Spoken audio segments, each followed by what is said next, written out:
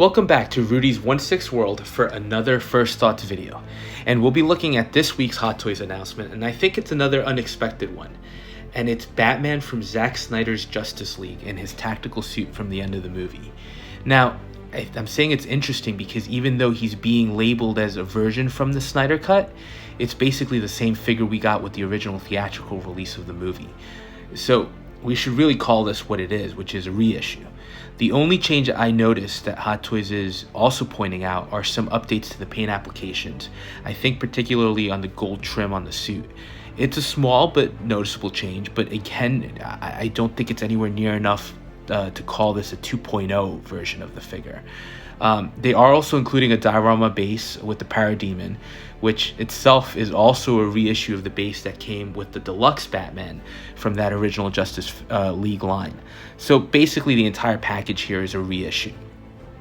So let's get it out of the way. Figure looks great. I did always think there were some issues with the original, which I think still hold true here. For example, I thought the clenched mouth plate looked a little strange, but besides that, I think the figure's a great recreation of the Final Fight Justice League tactical suit. I think ultimately your like or dislike of the figure might more relate to what you thought of the suit itself in the movie, and if you are a fan of it. And there's no mistaking that this is Ben Affleck. Hot Toys did a great job capturing the likeness in the cowl here. Accessory-wise, he's packed pretty solidly. Only regret is he doesn't come with the human mother box like the original release. So again, figure is great. It's actually interesting. I did have this figure on pre-order, the original version, a long time ago.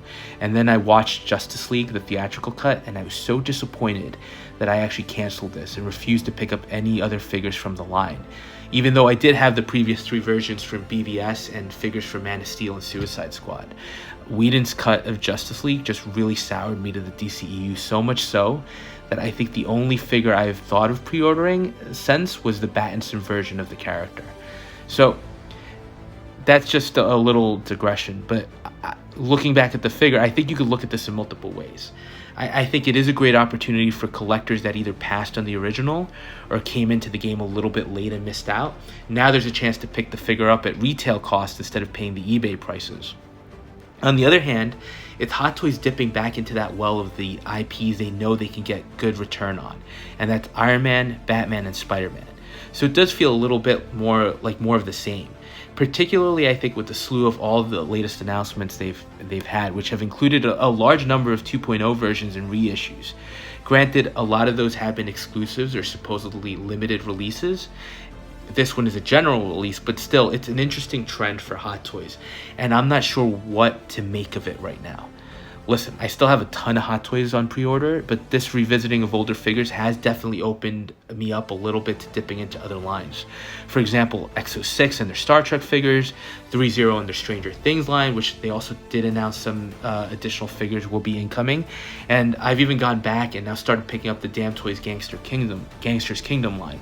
So in that sense, this reissue madness that Hot Toys has been a bit of a blessing in disguise for me, given that it's let me jump into other lines I might not have been able to.